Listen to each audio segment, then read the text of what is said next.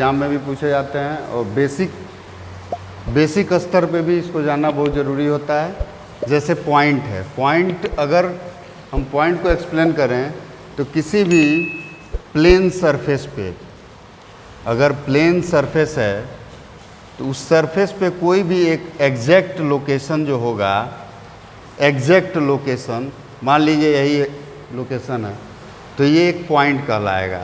यानी किसी plane flat surface पे अगर हम कोई एक लोकेशन, एग्जैक्ट लोकेशन लेते हैं तो उसको ही हम पॉइंट के रूप में डिफाइन कर पाते हैं। लाइन सेगमेंट, अगर दो पॉइंट हम ले लें जो फिक्स पॉइंट है, उन दो फिक्स पॉइंट को अगर हम मिला देते हैं तो इनके बीच का जो डिस्टेंस होगा उसी को हम लाइन सेगमेंट कहते हैं। तीसरा है लाइन। लाइन, अगर हम लाइन सेगमेंट को, लाइन सेगमेंट यानी दो पॉइंट से बना हुआ फिक्स पॉइंट जो फिक्स लेंथ होगा उसको लाइन सेगमेंट कहते हैं। लेकिन अगर हम लाइन को अगर डिफाइन करना चाहते हैं तो लाइन सेगमेंट को हम इंडेलेसली अगर दोनों तरफ इनफाइनाइटली बढ़ा पा रहे हैं, इनफाइनाइटली एक्सटेंड, अगर हम इनफाइनाइटली एक्सपेंड कर पा रहे हैं लाइन सेगमेंट को तो उसी को लाइन कहा जाता है। ये दोनों डायरेक्शन में होना चाहिए। और तीसरा है रे। रे एक फिक्स पॉइंट से किसी भी एक डायरेक्शन में इंडेलेसली हम इनफाइनाइटली बढ़ते हैं, इनफाइनाइटली अगर हम बढ़ रहे हैं, एक्सपेंड कर रहे हैं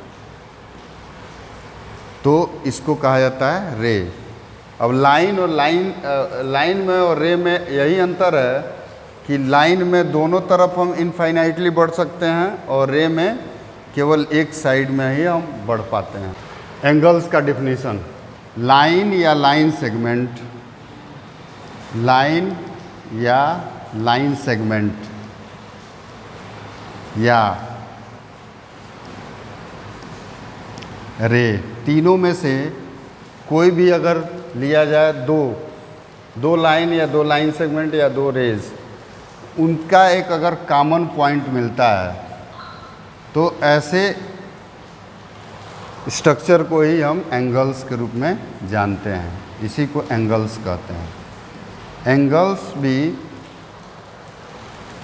एंगल्स में जो लाइन जिससे बना हुआ है उसमें ये दोनों आर्म कहे जाते हैं।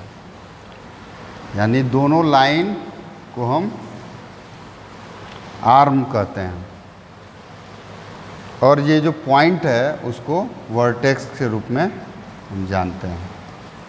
अब लाइन एंगल्स भी कई प्रकार का होता है। तो सबसे पहले डिग्री के आधार पे हम एंगल्स को जानते हैं। तो एक्यूट एंगल 0 डिग्री से एबव होना चाहिए। अगर x को हम एक्यूट एंगल मानते हैं तो 0 डिग्री से ज़्यादा और 90 से कम वाले एंगल को ही हम एक्यूट एंगल कहते हैं। ऑब्ट्यूज एंगल 90 डिग्री से एबव और 180 डिग्री से कम जो एंगल होगा उसको हम ऑब्ट्यूज एंगल कहते हैं। यानी 90 से ज़्यादा एंगल का वैल्यू हो या 180 से कम हो तो उसको ऑब्ट्यूज एंगल कहते हैं। 90 डिग्री वाले एंगल को हम राइट एंगल कहते हैं। 180 डिग्री वाले एंगल को हम स्ट्रेट एंगल कहते हैं और 180 डिग्री और 360 डिग्री के बीच वाले एंगल को हम रिफ्लेक्स एंगल कहते हैं और 360 डिग्री को हम कंप्लीट एंगल के रूप में जानते हैं। नेक्स्ट है एंगल्स में ही कॉम्प्लीमेंट्री एंगल और सप्लीमेंट्री एंगल। तो किसी भी दो एंगल का सम ऑफ टू एंगल्स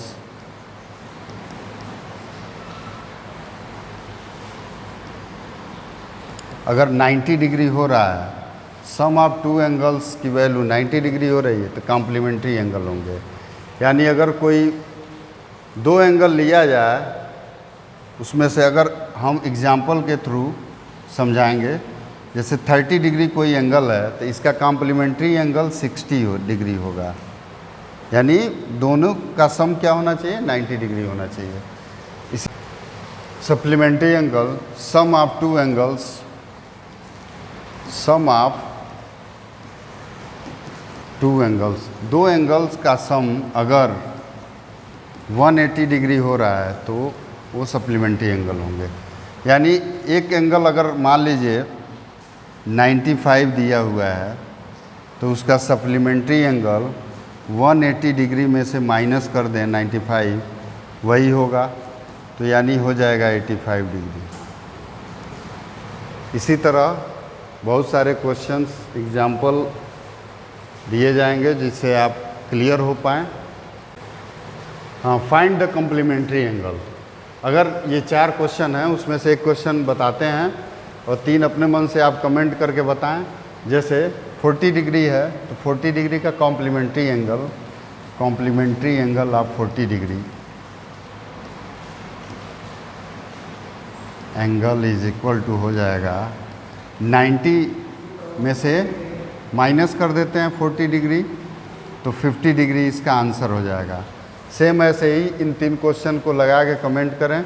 इसी तरह सप्लीमेंट्री एंगल में अगर हम ए वाला क्वेश्चन लगाएं तो 180 डिग्री में से माइनस करते हैं 62 डिग्री, तो 10 में से 2 जाएगा 8 और 7 में से 6 जाएगा 1, 118 इसका आंसर हो जाएगा।